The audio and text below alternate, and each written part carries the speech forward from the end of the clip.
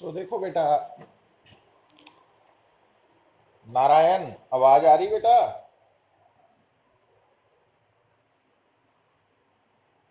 Yes sir. देखो बेटा, तो असाइनमेंट नंबर 1 है laws of motion and friction, but इसका हेडिंग है solutions of problems in physics number 9। तो फर्स्ट क्वेश्चन है बेटा जो बेसिक्स से डिपेंड है कि in figure forces F1 and F2 are applied to a box as it slides at constant velocity over a frictionless floor। तो आ बेटा box है, मान लो इसका मास m है, तो ਇਹਦੇ ਤੇ ਇੱਕ फोर्स लग रही है F1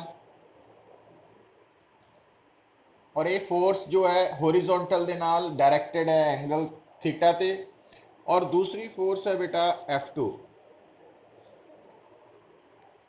We are to decrease angle theta without changing the magnitude of F1 vector. For constant velocity should be increase, decrease or maintain the magnitude of F2 force। ਹੁਣ ਗੱਲ ਨੂੰ ਸਮਝੋ ਬੇਟਾ, ਜਦੋਂ ਬੋਡੀ ਰੈਸਟ ਤੇ ਹੈ ਜਾਂ ਕਾਂਸਟੈਂਟ ਵੈਲੋਸਿਟੀ ਨਾਲ ਮੂਵ ਕਰ ਰਹੀ ਹੈ, दोनों केसेस ਦੇ ਵਿੱਚ ਬੋਡੀ ਇਕੁਇਲਿਬ੍ਰੀਅਮ ਚ ਹੈ। ਬਸ ਫਰਕ ਇਹ ਹੈ ਕਿ in case of rest stationary equilibrium है और in case of motion dynamic equilibrium है ना, static equilibrium and dynamic equilibrium. पर नेट फोर्स जीरो है बेटा।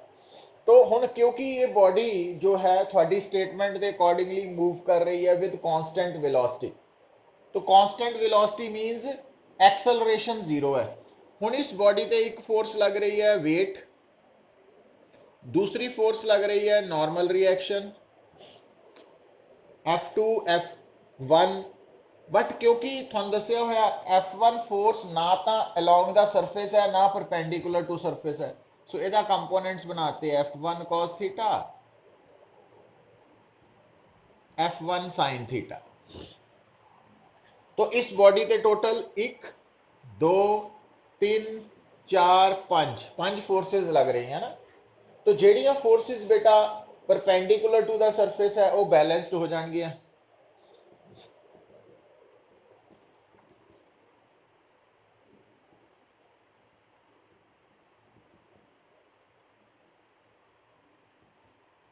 या एन की वैल्यू निकालनी है तो एम जी माइनस, और आ दोनों फोर्सेस भी बैलेंस हो जानी है। क्यों? बॉडी इक्विलिब्रियम च डायनेमिक च। तो F1 cos theta is equal to F2। हुण वो थानू पूछ रहा, गम बड़ा ईजी है क्योंकि F1 कांस्टेंट है मैग्नीट्यूड, तो जदों थीटा नू डिक्रीज करांगे तो cos थीटा की वैल्यू की होएगी बेटा? इंक्रीज करेगी। We are to decrease angle theta, जो थीटा नु डिक्रीज करोगे तो cos थीटा की वैल्यू विल इंक्रीज। तो अगर लेफ्ट हैंड साइड इंक्रीज करेगी तो राइट हैंड साइड F2 नु भी इंक्रीज करना पड़ेगा। ਇਹਦਾ मतलब इक्विलिब्रियम मेंटेन करने ਲਈ ਤੁਹਾਨੂੰ F2 नु भी इंक्रीज करना पड़े है ना पएगा। तो ये ध्यान नाल लिख लो है ना, क्योंकि थीटा डिक्रीज हो रहा वा। ये आंसर करैक्ट कर लो, इतने गलत लिखा होया, तो F2 नु इंक्रीज करना पड़ेगा। क्लियर है बेटा? सेकंड, सेकंड देखो बेटा,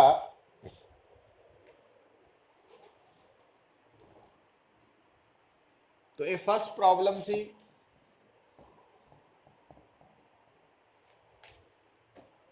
हुन जो सेकंड प्रॉब्लम है, again there are two forces on the 2 kg box. जेड़ा बॉक्स है उसका मास है 2 kg। In the overhead view of figure but only one is shown. एक फोर्स शो की हुई है थानू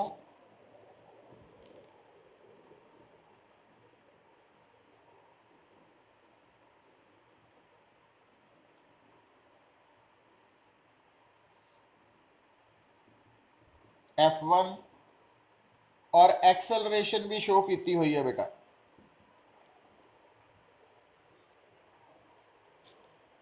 और F1 का मैग्नीट्यूड गिवन है, F1 is 20 न्यूटन एक्सेलरेशन का मैग्नीट्यूड है 12 metre per square second, theta की वैल्यू 30 डिग्री है। Find the second force in unit vector notation and as b magnitude and angle relative to the positive direction of x axis। तो JD बेटा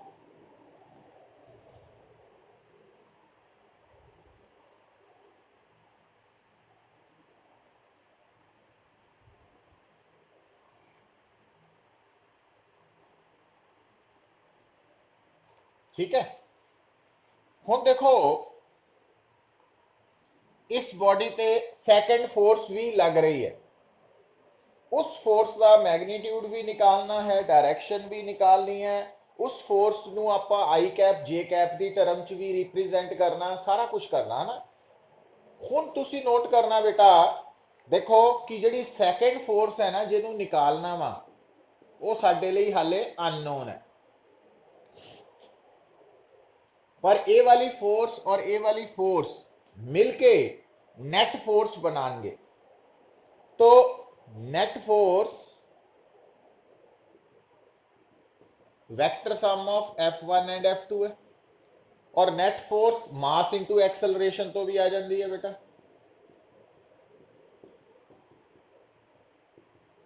सो F2 की value net force minus F1। हुण mass given है 2, acceleration ध्यान दो बेटा, acceleration का इस तरफ कंपोनेंट है a cos थीटा और आ है a sin थीटा। तो तुसी एक्सेलरेशन नू a cos theta minus I cap plus a sin theta minus sorry a cos theta minus J cap a sin theta minus I cap लिख सकते हैं ना, क्योंकि आ नैगेटिव एक्स वाला है, नैगेटिव वाई वाला है। तो आ वैक्टर फॉर्म च आ गया। हुण तुहानू थीटा भी बेटा गिवन है, ए भी गिवन है, तो इथों a vector in terms of i j cap लिख सकते हैं तुम। ठीक है, तो मास ना मल्टीप्लाई करके इनू इथों एम और ए की वैल्यू आ लिख लैनी, माइनस F1 की वैल्यू बेटा की है, F1 का मैग्नीट्यूड है 20 न्यूटन और डायरेक्शन है पॉजिटिव एक्स।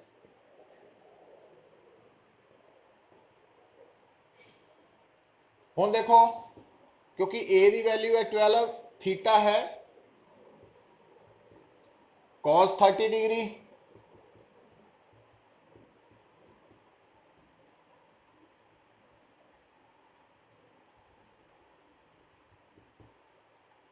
तो sin 30 हाफ,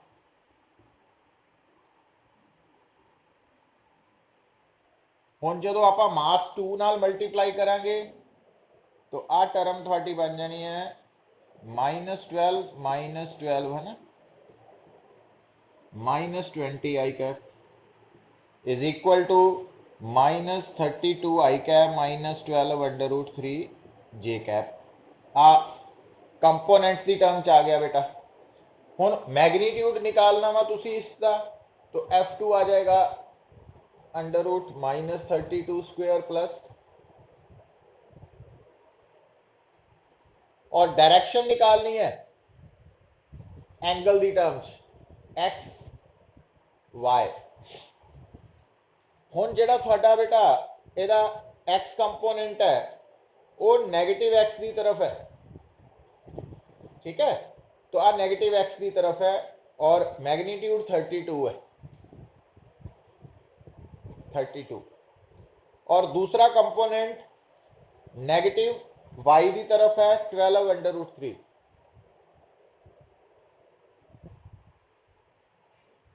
तो आ गया F2 दी डायरेक्शन। हुण तुसी आ एंगल निकाल सकते हैं बेटा अल्फा, राइट एंगल ट्राइंगल है तो tan alpha is equal to perpendicular, और अल्फा निकल आएगा tan इनवर्स करके। हुण जो तुसी डायरेक्शन दसनी है बेटा, जो डायरेक्शन दसनी है तो with respect to x axis दसनी है, तो आ डायरेक्शन बन रही है ना, तो तुसी की बोल सकते हैं हुण आ डायरेक्शन जिहड़ी है ये कह सकते हैं, क्योंकि आ टोटल 180 माइनस अल्फा करके दस सकते हैं। ठीक है, और ਇਹ क्लॉकवाइज रोटेट हो रहा वा और उपरों भी दस सकते। तो इस तरीके दे नाल तुसी ये डायरेक्शन नू मेंशन करना with respect to x axis. So मतलब ਇਹਦੇ ਵਿੱਚ इक्विलिब्रियम नेट फोर्स ਦੇ ਕਨਸੈਪਟਸ ਦੇ ਨਾਲ ਨਾਲ ਵੈਕਟਰਸ ਦਾ ਕਨਸੈਪਟ ਵੀ ਇੰਪੋਰਟੈਂਟ ਰੋਲ ਪਲੇ ਕਰ ਰਿਹਾ, ਤੁਹਾਨੂੰ ਪਤਾ ਲੱਗ ਰਿਹਾ। ਨਾਓ ਬੇਟਾ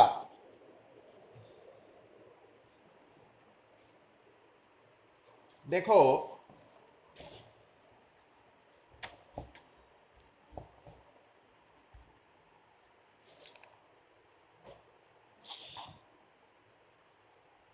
third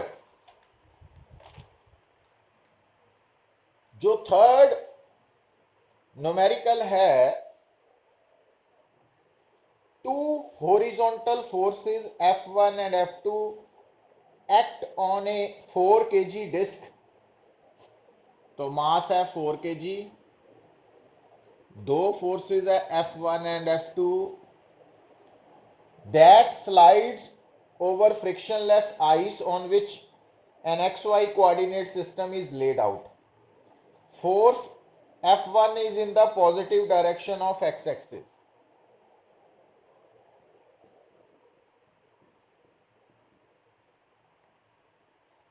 and has a magnitude of 7 Newton.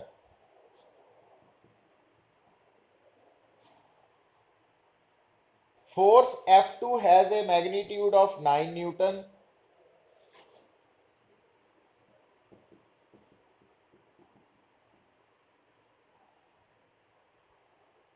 Figure gives the x component Vx of the velocity of the disk as a function of time during the sliding. हुण ध्यान दियो बेटा,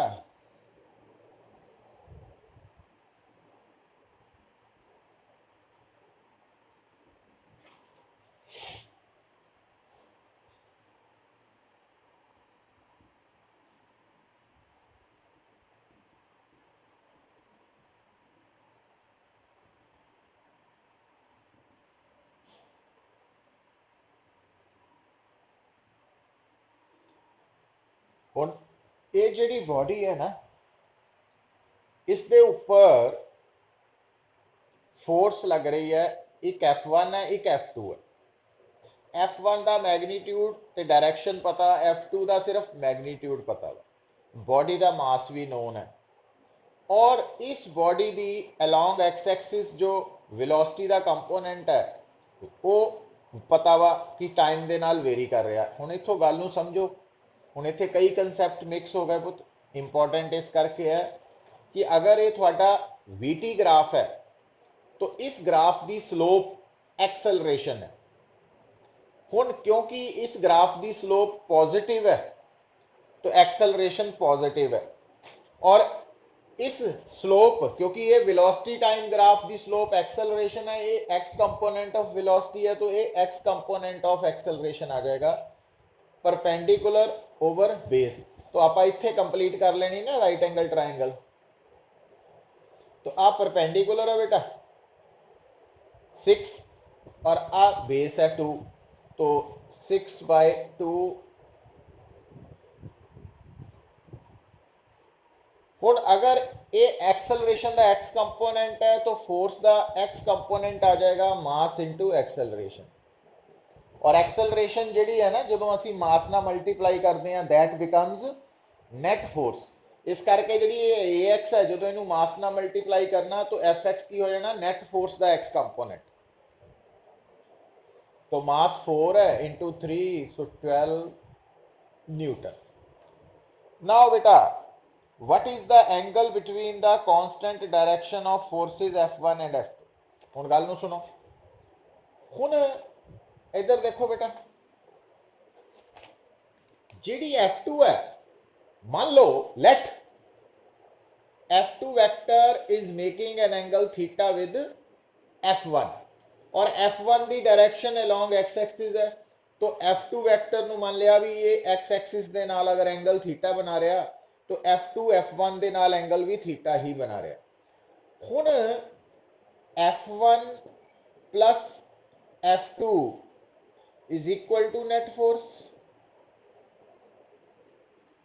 ਹੁਣ बेटा जो F1 है ध्यान दो F1 तो 7 i कैप है और F2 का x कंपोनेंट बनेगा F2 cos theta i cap plus F2 sin theta j cap components बना लेना ये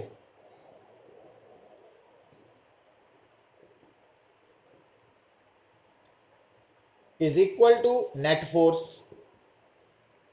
हुण बेटा आ दो कंपोनेंट्स की है नेट फोर्स दे x कंपोनेंट मतलब fx की वैल्यू 7 प्लस F2 cos थीटा और fx आप ग्राफ तो निकाल चुके हैं चलो तो 5 is equal to F2 cos theta F2 की वैल्यू दी है 9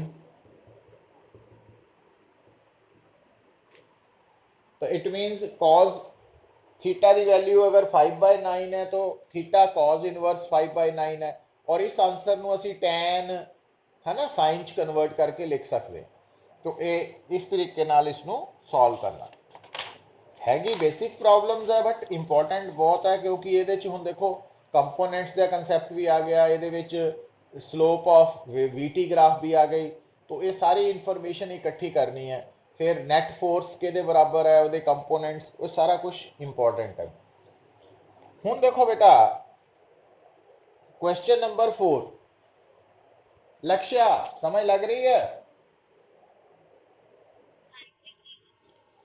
तो देखो बेटा जो क्वेश्चन नंबर 4 है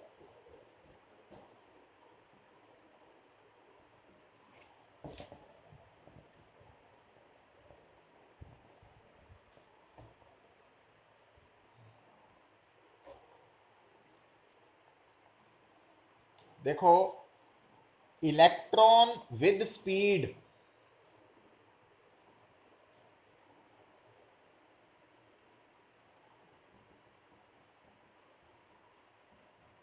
moves horizontally in a region where constant vertical force हुण देखो बेटा गल नूं समझो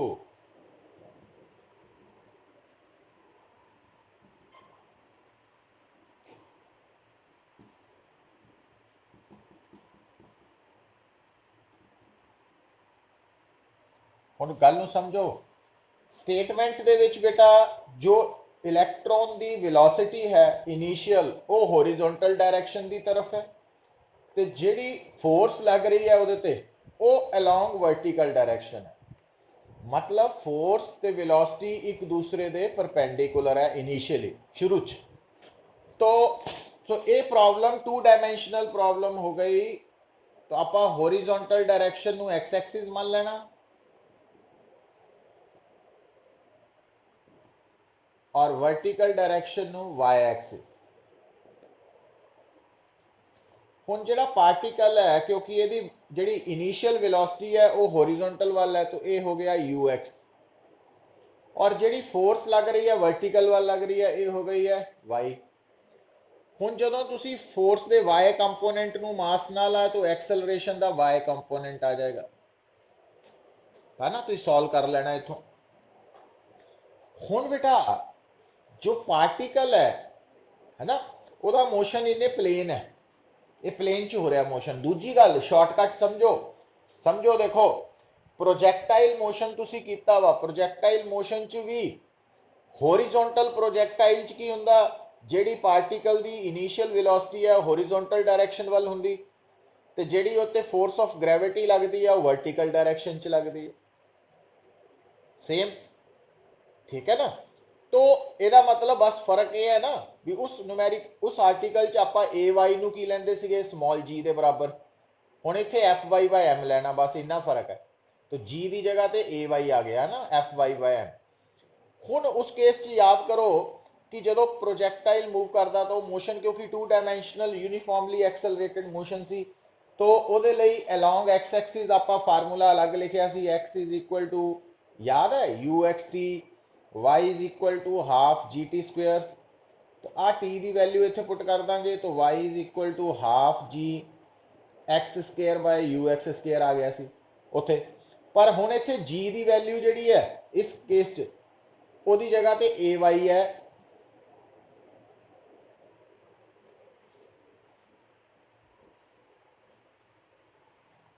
ਹੁਣ देखो बेटा, so y is equal to this one x y।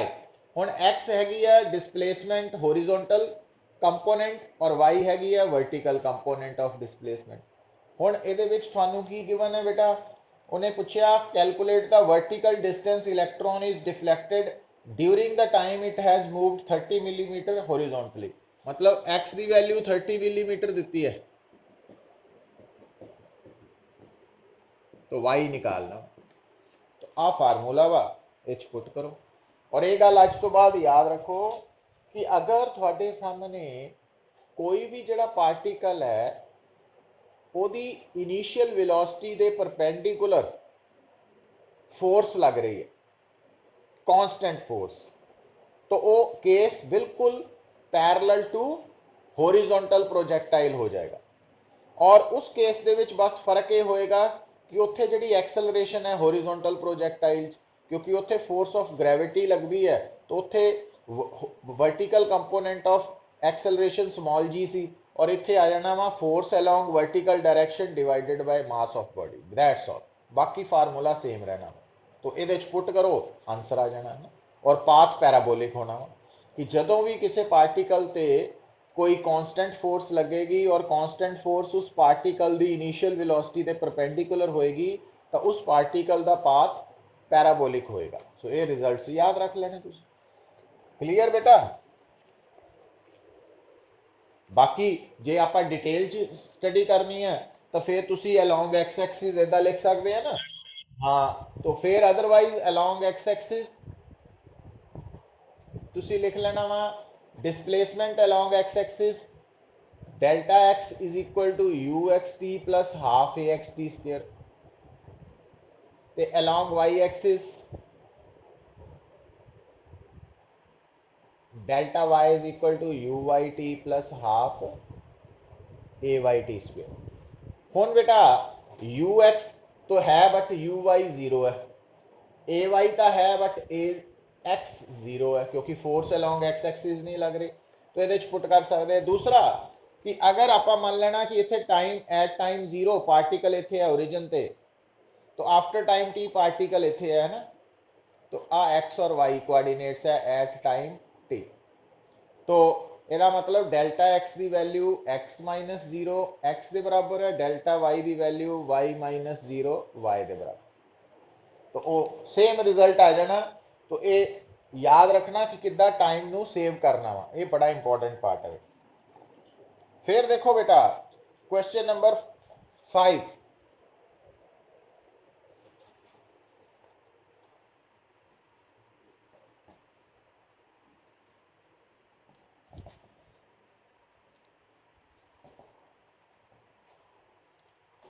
Question number 5 जो है, an elevator cab and its load have a combined mass of 1600 kg.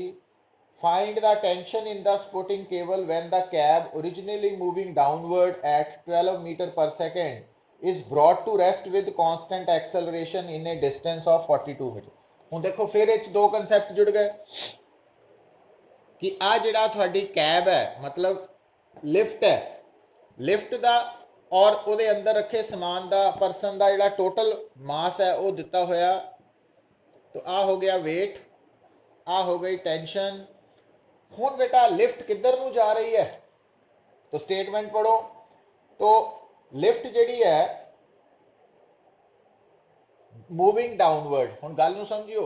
तो लिफ्ट की वेलोसिटी नीचे नू है एंड लिफ्ट जिहड़ी है it is brought to rest, slow हो रही है ना। तो अगर लिफ्ट नीचे नू जा रही है और स्लो हो रही है, हुण इनू इस तरीके नू दो तरह नाल टैकल कर सकते हैं तुसीं। तो तुसीं वेलोसिटी तो नीचे नू है ही है, तो जिहड़ी एक्सेलरेशन का मैग्नीट्यूड है ठीक है वो अलग हो गया, तो डायरेक्शन ऑपोजिट होएगी ऊपर नू। तो हुण तुसीं इस न्यूमेरिकल नू दो तरीके नाल देखो, स्लो वाला कर सकते हैं कि तुसीं कह सकते हैं कि एक्सेलरेशन भी नीचे नू है। हुण इहदे च ए दी वैल्यू किद्दां लैनी है पुत्त, नैगेटिव आएगी क्योंकि स्लो हो रही है, तो ਉਹਦੇ अकॉर्डिंगली भी निकल सकता।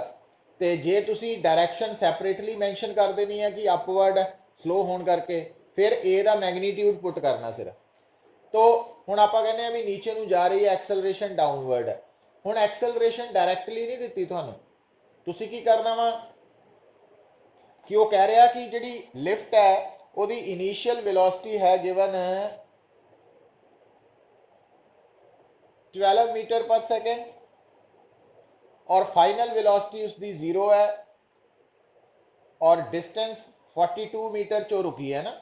ਇਹਦਾ मतलब v square minus u square is equal to 2as तो a की वैल्यू नैगेटिव आ जानी ना। तो विद नैगेटिव साइन एच पुट करूंगे तो इक्वेजन कितना लिखोनी है, m a is equal to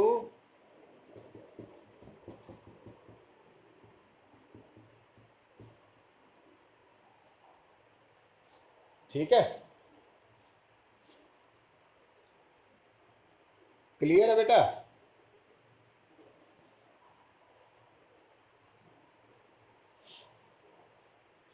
ਹੁਣ ਇੱਥੇ ਹਾਂ ਹੁਣ ਇੱਥੇ a ਵਿਦ ਨੈਗੇਟਿਵ ਸਾਈਨ ਪੁੱਟ ਕਰਨੀ ਹੈ, ਧਿਆਨ ਰੱਖਿਓ। ਤੇ ਜੇ ਆਪਾਂ ਸੈਪਰੇਟਲੀ ਸੋਚਦੇ ਆ ਵੀ ਸਲੋ ਹੋ ਰਹੀ ਹੈ ਤਾਂ ਐਕਸਲਰੇਸ਼ਨ ਦਾ ਮੈਗਨੀਟਿਊਡ ਜਿਹੜਾ ਉਹ ਤਾਂ ਅਲੱਗ ਹੋ ਗਿਆ, ਡਾਇਰੈਕਸ਼ਨ ਉੱਪਰ ਨੂੰ ਹੈ, ਫਿਰ ਕੱਲਾ ਮੈਗਨੀਟਿਊਡ, ਫਿਰ ਇੱਥੇ ਨੈਗੇਟਿਵ ਸਾਈਨ ਨਹੀਂ ਪੁੱਟ ਕਰਨਾ ਸੀ, ਆਨਸਰ ਉਹੀ ਆਏਗਾ। तो ये थोड़ी जी मतलब थानू डिफरेंट अप्रोच पता होनी चाहिए कितना सॉल्व करनी गिवन प्रॉब्लम। फिर बेटा क्वेश्चन नंबर 6 देखो,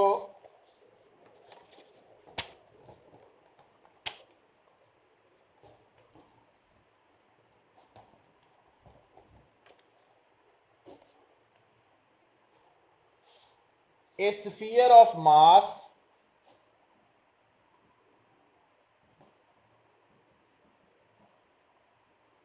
is suspended from a cord. A steady horizontal breeze pushes the sphere so that cord makes a constant angle of 37 degree with the vertical. Find the push magnitude, force निकालनी है और tension निकालनी है। और basically आ situation है ना कि आ थोड़ा पेंडुलम है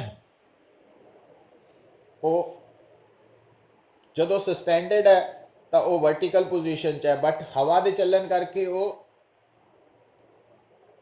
तो आ एंगल बेटा 37 डिग्री दिता। तो हुण इहदे ते फोर्स लग रही है वेट, हवा दे करके एफ और टेंशन है ना। और तुहानू दस्सिया होया क्योंकि ये इक्विलिब्रियम च है तो आ एंगल थीटा वा 37 डिग्री, तो T cos theta T sine theta components बना ले। तो क्योंकि इक्विलिब्रियम च है तो जिन्नी फोर्स राइट नू है उन्नी लैफ्ट नू है, जिन्नी थल्ले नू है उन्नी उपर नू है। रेशो ले लो तो टी कटिया जाएगा टैन थीटा, टैन 37 की वैल्यू 3/4 पता वा तो एफ आ जाएगा थोड़ा। हुण अगर एफ आ गया बेटा है ना तो तुसी थीटा दिता वा तो टी निकाल सकते हैं, या एम जी पता ही है तो कॉस 37 डिग्री टी निकल आएगा। मीन्स रेशो लवांगे तो एफ आ जाएगा और कली कली इक्वेजन यूज करांगे तो टेंशन आ जाएगी। तो इस तरीके नाल तुसी इहनू सॉल्व कर सकते हैं आसानी दे नाल, कोई प्रॉब्लम नहीं है। हुण देखो बेटा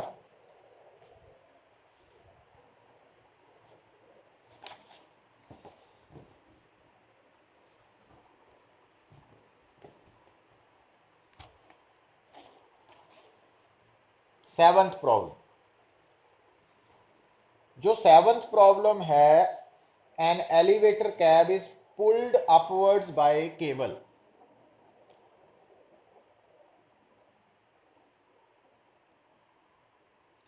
The cab and its single occupant have a combined mass of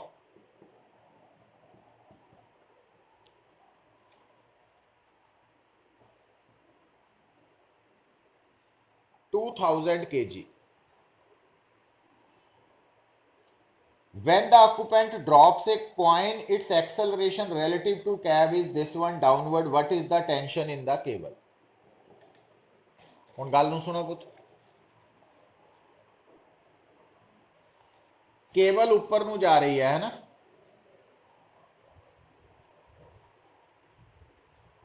हुण ध्यान दिओ जिथे गलती होनी है तुहाडी, ये जिहड़ी एक्सलरेशन तुहानूं दित्ती है ना, ये है एक्सलरेशन ऑफ लिफ्ट और elevator with respect to earth. और नॉर्मल कंडीशन च की हुंदा बेटा, देखो कि ਜਿਹੜੀ भी ऑब्जेक्ट इस लिफ्ट के नाल अटैच्ड है ਉਹਦੀ एक्सेलरेशन ते लिफ्ट की acceleration with respect to earth same है ना। पर हुण इस केस च सानू acceleration of elevator with respect to earth नहीं दिती। हुण ये कढनी पैनी है तुहानू, क्योंकि जिहड़ा साडा आंसर आना टेंशन का वो आना m a is equal to T minus m g, तो t is equal to m a plus g. हुण एम भी पता जी भी पता, बट ये करके आंसर रुकया वा है ना तब तक। हुण ये लिए तुहानू हुण कंसैप्ट की लेना पैना बेटा कि उन्हें एक्चुअली यदि एक्सेलरेशन निकालने लई तुहानू हुण कंसैप्ट याद आना चाहिए कि आ एक कॉइन है। हुण आ जिहड़ा कॉइन है बेटा, ध्यान नाल स्टेटमेंट पढ़ो, इस कॉइन की एक्सेलरेशन रिलेटिव टू लिफ्ट जिहड़ी दित्ती है, acceleration of coin with respect to elevator, वो दित्ती है 8 डाउनवर्ड।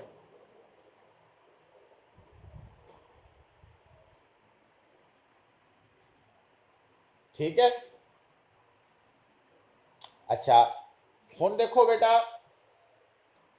ये जिहड़ा कॉइन है, अगर कोई इनू जमीन तो देख रहा तो जमीन के अकॉर्डिंगली ये कॉइन फ्रीली फॉलिंग स्टेट है, तो इस कॉइन की acceleration of coin with respect to earth, with respect to earth कितनी है, स्मॉल जी नीचे नू, क्योंकि ये कॉइन ड्रॉप किया है ना, तो विद रिस्पैक्ट टू अर्थ ओदी एक्सेलरेशन है स्मॉल जी के बराबर। पर विद रिस्पैक्ट टू लिफ्ट ओदी एक्सेलरेशन नोट हो रही है 8 मीटर पर स्क्वायर सेकंड। हुण रिलेटिव मोशन का कंसैप्ट लगाओ तो थानू पता वा, तो acceleration of coin with respect to lift, acceleration of coin with respect to earth minus acceleration of lift with respect to अर्थ,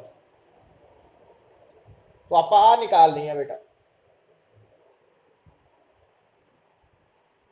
हुण उधर चला गया माइनस ए सी। हुण आ जो है एदा मैग्नीट्यूड जी है ना, इनू आप 10 ले लेने, जी नू 10 ले लिया, और डाउनवर्ड है माइनस ए सी ई, ये 8 है, डाउनवर्ड है। हुण क्योंकि दोनों वैक्टर्स दी डायरेक्शन सेम है तो इन्हां दा आपां सबट्रैक्शन करनी है, तो किहदे बराबर आंसर आएगा, इन्हां दे मैग्नीट्यूड का डिफरेंस आ जाएगा, डाउनवर्ड।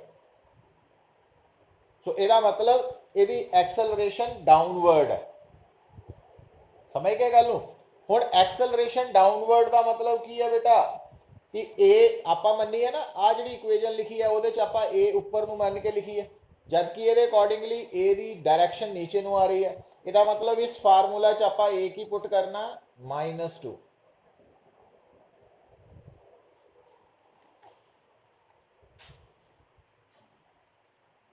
समझ आई गल।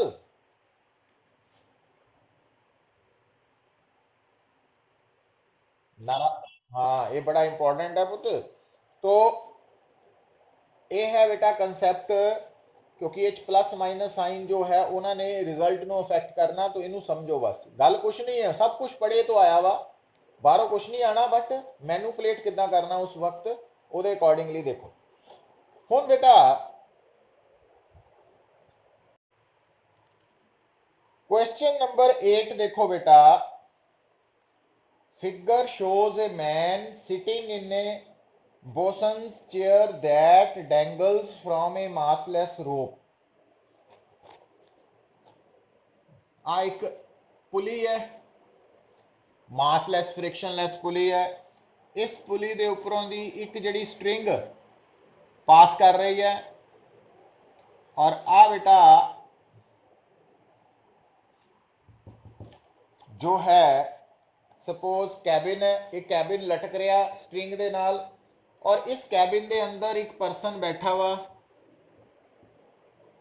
उन्हें हाथ नाल इस स्ट्रिंग नू पकड़िया होया है ना, एक एंड का अटैच है इधर, एक इधर है। हुण बेटा figure shows a man sitting in a bosun's chair that dangles from a massless rope which runs over a massless frictionless pulley and the back down to man's hand. The combined mass of man and chair, तो आदमी और आ जिहड़ी cabin है, chair जिन्हों कह रहा, तो ये इन्हां दा combined mass that is equal to 95 kg. With what force magnitude must the man pull on the rope? हुण गल नूं सुणो पुत्त, हुण इस आदमी ते इस कैबिन नूं इक्को ही मनना, सिंगल। हुण जदों ये आदमी और कैबिन इक्को ही है, देखण नूं दो लग रहे हैं, तो हुण बेटा क्योंकि ये परसन प्लस चेयर है ना, ये सिस्टम है साडा एक। हुण आ जिहड़ी रस्सी है ये सिस्टम तो बाहर है, अर्थ सिस्टम तो बाहर है, सराउंडिंग है। तो इसका मतलब हुण अर्थ ने एक तो इस सिस्टम ते फोर्स लगानी है, वेट, फोर्स ऑफ ग्रेविटी। दूजा इस रस्सी ने भी ये ते फोर्स लगानी है, टेंशन।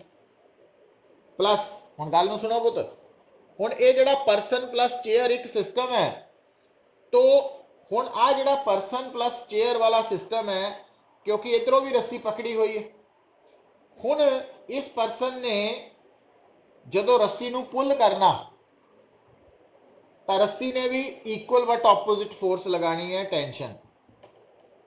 मतलब आ जिहड़ा परसन प्लस चेयर सिस्टम है, ये दो जगह तो रस्सी नाल जुड़े हुए हैं, और आदमी इस रस्सी ते जिन्नी फोर्स लगाऊ टेंशन भी उन्नी होएगी बेटा। तो इस करके ये जिहड़ा परसन प्लस चेयर सिस्टम है, ये ते दो टेंशनस लगनियां, एक जिथे रस्सी चेयर नाल जुड़ी है, एक रस्सी जिथे परसन नाल जुड़ी है। तो दो टेंशनस आ गई हैं, क्योंकि परसन ने थल्ले नूं पुल करना, तो इस करके परसन ते इन्हें उपर नूं पुल करना वा। ध्यान रखियो ये गल। हुण की कह रहा बेटा ये फोर्सिस। अच्छा, इस तो इलावा जिहड़ी चेयर है वो आदमी ते फोर्स लगाएगी, बट आदमी भी चेयर ते फोर्स लगाएगा, वो इंटरनल फोर्सिस होणगियां, है ना, क्योंकि आप परसन प्लस चेयर नूं सिस्टम मन्निया, तो वो equal but opposite cancel out हो जाणियां, इस करके उन्होंने ड्रॉ करने की लोड़ नहीं है इत्थे। हुण वो की कह रहा कि अगर आप कैलकुलेट करना with what force magnitude must the man pull on the rope if he is to rise with constant velocity. तो अगर वो चाहता कि वेलोसिटी कांस्टेंट होए, मतलब एक्सेलरेशन जीरो होए, तो नेट फोर्स जीरो होनी है। तो ऊपर नू फोर्स है 2t, नीचे नू है mg, तो फिर तो टेंशन होनी है mg/2, और जिन्नी टेंशन है उन्नी फोर्स आदमी लगा रहा है। पर दूसरे केस चो बेटा कहता, ये फर्स्ट पार्ट है, दूसरे केस चो कहता कि अगर वो ऊपर नू विद एक्सेलरेशन, तो हुण नेट फोर्स एम ए कितनी होनी है बट 2t माइनस mg। हुण अगर एक्सेलरेशन अपवर्ड है तो मास into acceleration net force upward होनी, तो आ दोनों पॉजिटिव आ नेगेटिव। तो हुण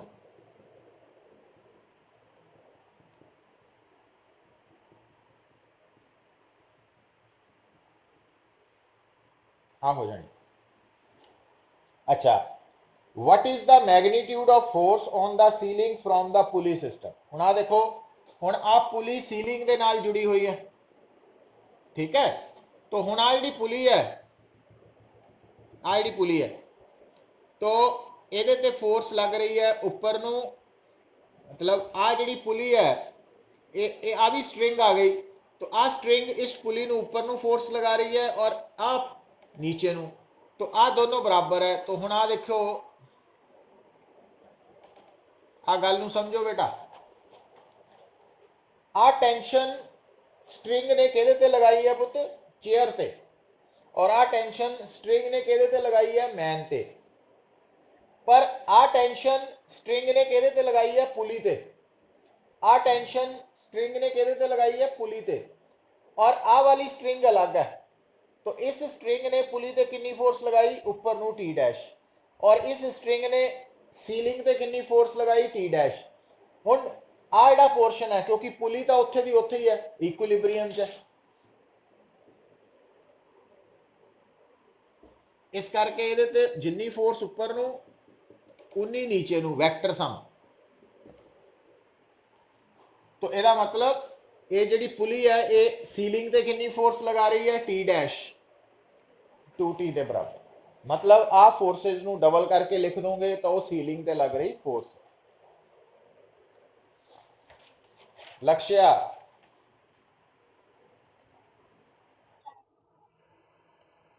नारायण, हुण बेटा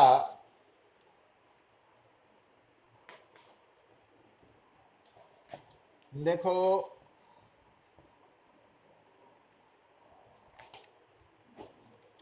पहला 10th प्रॉब्लम देख लो, फिर आप 9th से आने हैं। ए hot air balloon of mass capital M is descending vertically with downward acceleration।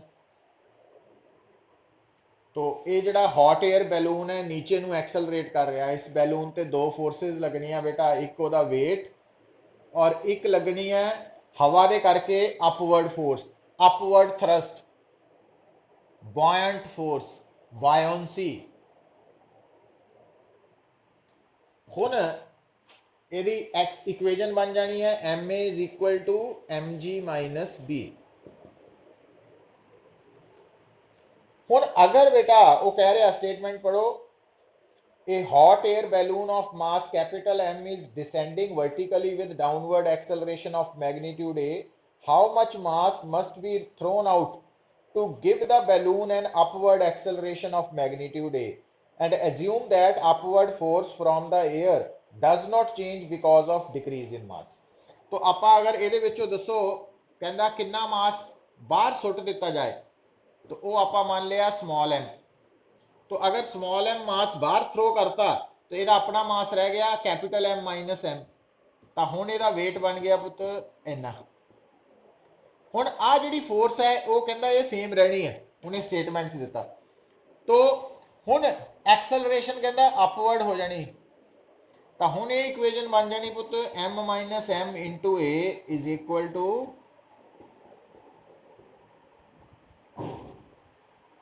Number 2। हुण तुसी स्मॉल m निकालना पुत, तो तुसी की करना 1 और 2 नू ना ऐड कर लेना, 1 और 2 नू ऐड करके स्मॉल m की वैल्यू एक साइड ते ले जानी, कैपिटल M वालियां एक साइड लैके उतों स्मॉल m निकाल लेना, बाकी कैलकुलेशन ही है। मतलब इक्वेशंस 1 और 2 नू तुसी की करना ऐड। क्लियर? तो एडिंग इक्वेशंस 1 एंड 2 और उस तो बाद इनू सॉल्व करके स्मॉल m की वैल्यूज एक साइड ले जानी, तो कैपिटल M एक साइड ले जाके उतों स्मॉल m की वैल्यू निकाल लेनी। हुण देखो बेटा, हुण आ जिहड़ी प्रॉब्लम है ना, तो ये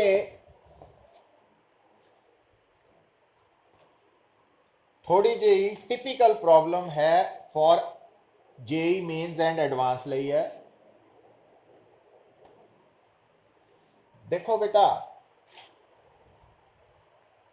ध्यान दियो, हुण इह गल नूं समझो।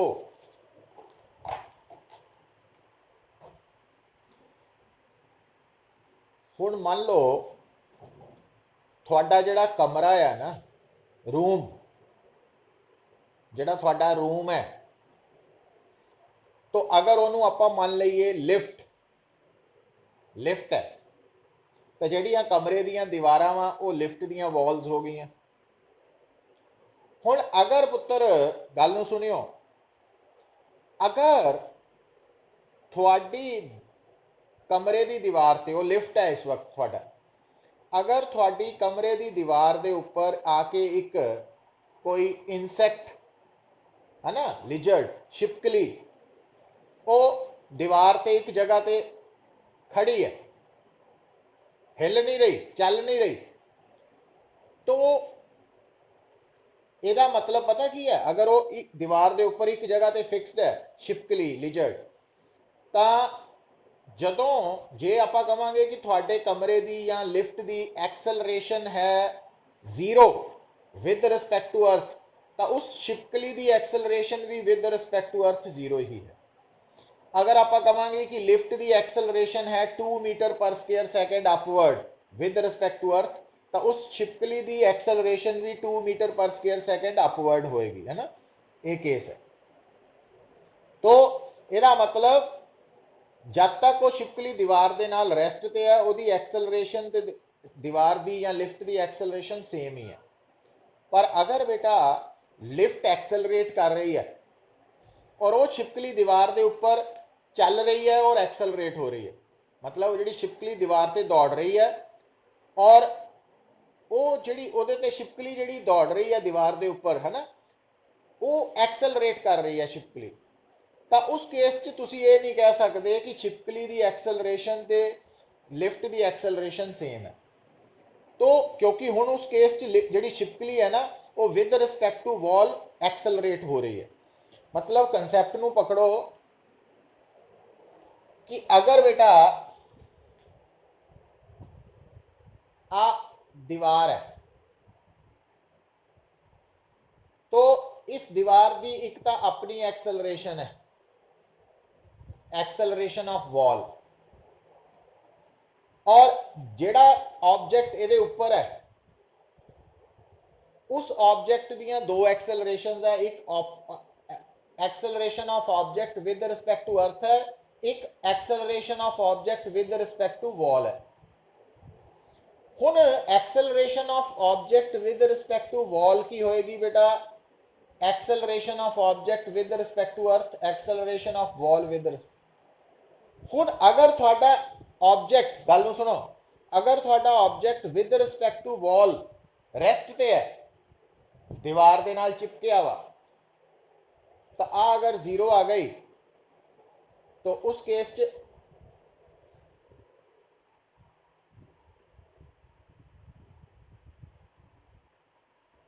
Acceleration of object with respect to earth ते acceleration of wall with respect to earth बराबर होंदी है ना। तो ये गल आप मानते आए हैं। पर अगर बेटा थोड़ा object with respect to wall motion च है ना, एक्सलरेट कर रहा, तो फिर acceleration of object with respect to earth ते acceleration of object with respect to wall जो है वो अलग अलग हो जाएंगे। तो इस करके इस गल नूं समझना बड़ा जरूरी है। तो हुण बेटा रिलेटिव मोशन का कंसैप्ट है ना, इसी तरह देखो गल नूं समझो। हुण जिहड़ा अगला क्वेश्चन आ रहा उसका मैं बेस दस रहा तुहानूं कि हुण हुंदा की है बेटा, तुहानूं जिन्नियां भी आपां पुली वालियां प्रॉब्लम्स करते हैं, तो अगर आ एक पॉइंट है P1 और आ पॉइंट है P2, है ना, आ M1 मास है बेटा, आ M2 मास है ना। हुण जिहड़ा M1 मास है इस स्ट्रिंग दे नाल, जिहड़ा M1 मास है ना उस स्ट्रिंग दे नाल एक पॉइंट ते फिक्सड है, इदा ही M2 मास भी स्ट्रिंग दे नाल एक पॉइंट ते फिक्सड है। इस करके जदों ये मासिस आ नीचे आएगा, आ ऊपर नूं जाएगा, तो इन्हां दोनों की एक्सलरेशन का मैग्नीट्यूड सेम है, डायरेक्शन ऑपोजिट है। तो ये कब तक ट्रू है बेटा, जब तक दोनों मासिस जिहड़े स्ट्रिंग नाल जुड़े हैं वो स्ट्रिंग दे गिवन पॉइंट ते फिक्सड है, उदों तक ट्रू है। तो ये जिहड़ी एक्सलरेशन है ना, ये एक्चुअली वही हो गया कि एक्सलरेशन ए जिहड़ी है ਇਹ ਹੈਗੀ ਹੈ acceleration of mass with respect to earth, ਕਿਉਂਕਿ acceleration of mass with respect to string ਤਾਂ ਜ਼ੀਰੋ ਹੀ ਹੈ, ਕਿਉਂਕਿ ਇਹ ਮਾਸਿਸ ਸਟ੍ਰਿੰਗ ਦੇ ਨਾਲ ਫਿਕਸਡ ਹੈ। तो इस करके इन्हां दी acceleration with respect to string zero होने करके इन्हां दी जो acceleration with respect to earth है वो स्ट्रिंग वाली है। जिन्नी स्ट्रिंग दी acceleration with respect to earth है उन्नी ही मास दी है, जिद्दां मैं हुणी समझाया लिफ्ट च।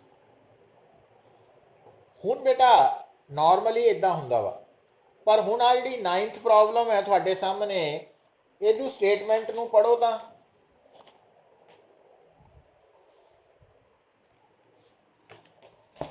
9th प्रॉब्लम नूं पढ़ो बिट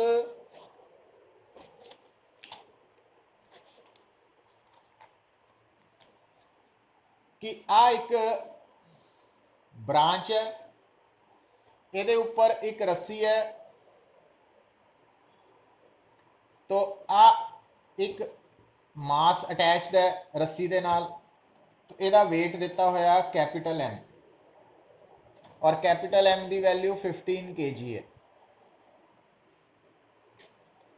हुण इस वेट के उपर एक फोर्स लगनी है mg, दूसरा क्योंकि ये जमीन के नाल कॉन्टैक्ट है नॉर्मल रिएक्शन जमीन के उपर पे है ना, और तीजा टेंशन। हुण ध्यान दियो बेटा, हुण इस साइड ते मोंकी है, एक मोंकी भी हो सकता, परसन भी हो सकता, कुछ भी हो सकता। हुण आ जिहड़ा परसन है पुत ध्यान दियो, इस परसन ते किहड़ी फोर्स लगनी है, इस परसन दा या मोंकी दा वेट। अच्छा हुण इस परसन ने क्योंकि स्ट्रिंग दे नाल कॉन्टैक्ट बनाया, तो इस परसन ते फोर्स लगनी है टेंशन, ठीक। पर हुण ध्यान दियो, जे ये परसन इस रस्सी नूं पकड़ के लटक ही रहा वा सिर्फ हैंगिंग, तो फिर बेटा राइट वाला मास ते लैफ्ट वाले मास दोनों की एक्सेलरेशन का मैग्नीट्यूड सेम होना सी। पर हुण वो परसन की कर रहा, देखो वो क्लाइंब कर रहा पुत,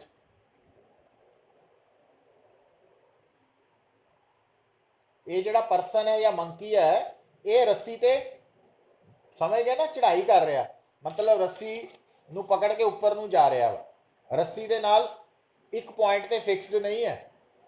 तो हुण इस केस देखो बेटा गल नूं समझो, तो रस्सी दे हर पॉइंट की acceleration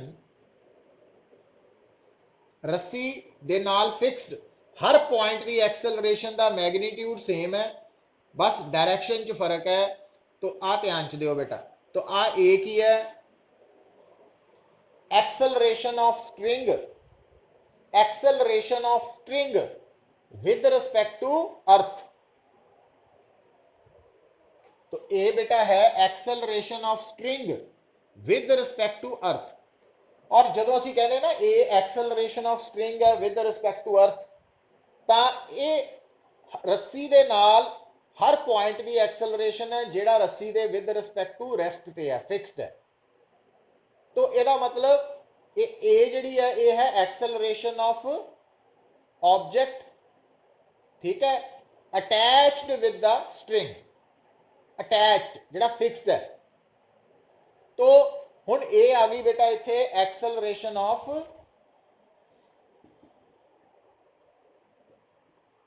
string with respect to earth. और आ उपर नूं है ना, तो आ वाली एक्सेलरेशन थल्ले नूं होएगी, जे आ उपर नूं जा रहा था थल्ले नूं होएगी, बस इन्ना फर्क है। अच्छा हुण दोबारा देखो, आ जिहड़ा परसन है ये रस्सी दे नाल अटैच्ड नहीं है, ये रस्सी ते क्लाइंब कर रहा, उपर नूं जा रहा। तो हुण इहदा मतलब इस परसन की एक एक्सेलरेशन होएगी, ये परसन है कि मंकी वो इको चीज है, तो आप मंकी कह लो।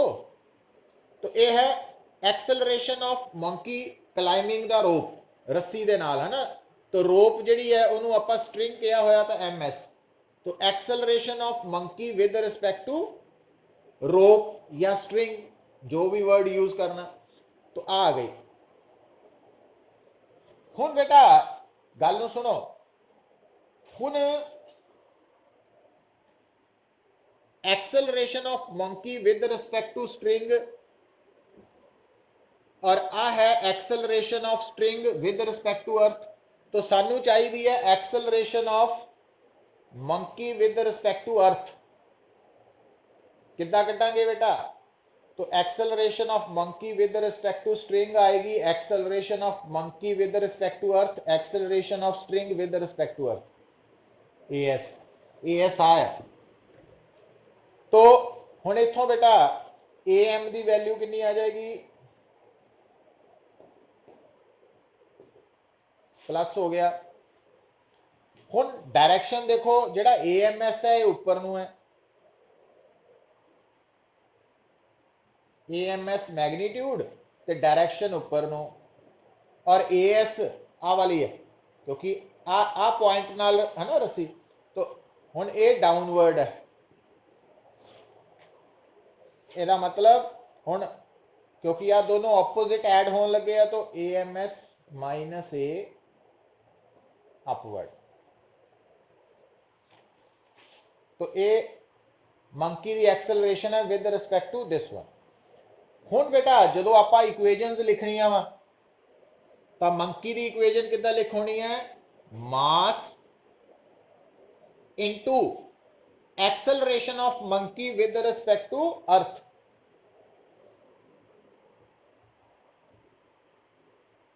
के बराबर? Tension minus m g. पर आ जिहड़ा मास है पुत, गल सुनो, आ जिहड़ा मास है ये रस्सी दे नाल अटैच्ड है, इस करके इस मास की acceleration with respect to earth कितनी है? जिन्नी acceleration of string with respect to earth है। तो इस करके इहदी इक्वेजन कितना लिखनी है? M a is equal to T minus m g और एन भी है प्लस एन। हुण थोड़ा जिहा स्टेटमेंट नूं दोबारा देखो बेटा कि वो कहंदा वा कि मंकी दी मिनिमम एक्सेलरेशन कढनी है। तो मिनिमम एक्सेलरेशन का मतलब है कि मंकी इस रस्सी के ऊपर इदा क्लाइंब करेगा कि जिहड़ी रस्सी की अपनी एक्सेलरेशन है वो जीरो हो जाएगी। मतलब रस्सी जिहड़ी है वो एक्सेलरेट नहीं करेगी, मंकी सिर्फ इदा एक्सेलरेट करेगा विद रिस्पेक्ट टू स्ट्रिंग कि रस्सी जिहड़ी है उसकी एक्सेलरेशन जीरो होएगी। तो ए जीरो लेना। दूजी गल, अगर ये समान उपर नूं उठ जाता वा तो नाल ही नॉर्मल रिएक्शन भी जीरो हो जाएगा। तो आ दो कंडीशन का समझ जाना थानू बड़ा जरूरी है पुत। तो ये टिपिकल प्रॉब्लम है आईआईटी मेन्स एडवांस के लिए बड़ी इंपॉर्टेंट है। तो हुण देखो, हुण आ जिहड़ियां इक्वेशनस है, तो जो आप इन्हां चों ए जीरो क्यों पुट करना? क्योंकि असी मंकी की एक्सेलरेशन मिनिमम कढ़नी है। और दूजा नॉर्मल रिएक्शन जीरो क्यों पुट करना? क्योंकि इस मास नूं जमीन तो ऊपर उठाना, तो जिद्दां ही मास का कॉन्टैक्ट लूज होना नॉर्मल रिएक्शन जीरो हो जाना। तो हुण ए जीरो और एन जीरो ते ये दोनों वैल्यूज की आ जानियां? A m s is equal to T minus m g, और ये बन जानी है m a is equal to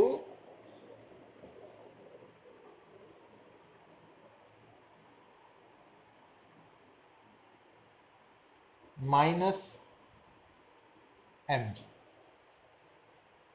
हुण आ वाला ए जीरो होने करके टी बन चुका वा एम जी के बराबर। तो टेंशन कितनी आ गई बेटा? हुण तुहानू कैपिटल एम दिता होया वा 15 kg,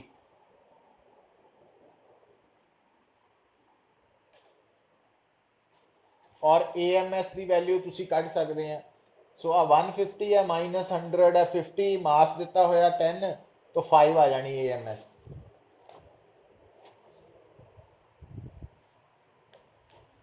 नारायण समझ आई है गल? हाँ, इन थोड़ा ट्राई कर लेना पुत्ते, बड़ा इंपॉर्टेंट केस है। भी ये ध्यान रखो भी मंकी मंकी रस्सी दे नाल लटक नहीं रहा, रस्सी नूं चढ़ रहा वा। इस करके मंकी जिहड़ा वा वो रिलेटिव टू स्ट्रिंग रोप वो एक्सेलरेट हो रहा वा ना। तो इस करके उहदियां दो एक्सेलरेशंस है, एक विद रिस्पेक्ट टू स्ट्रिंग और एक विद रिस्पेक्ट टू अर्थ। और रस्सी की एक्सलरेशन जी है वो हर पॉइंट की सेम ही रहनी है, दोनों साइड्स से मैगनीट्यूड डायरैक्शन च फर्क पै जाता वा, तो वो अकॉर्डिंगली कैलकुलेशन करनी, मतलब इनू दोबारा एक बार ट्राई कर लेना पुत। सो ये है रिगार्डिंग बेटा some numericals on the basis of Newton's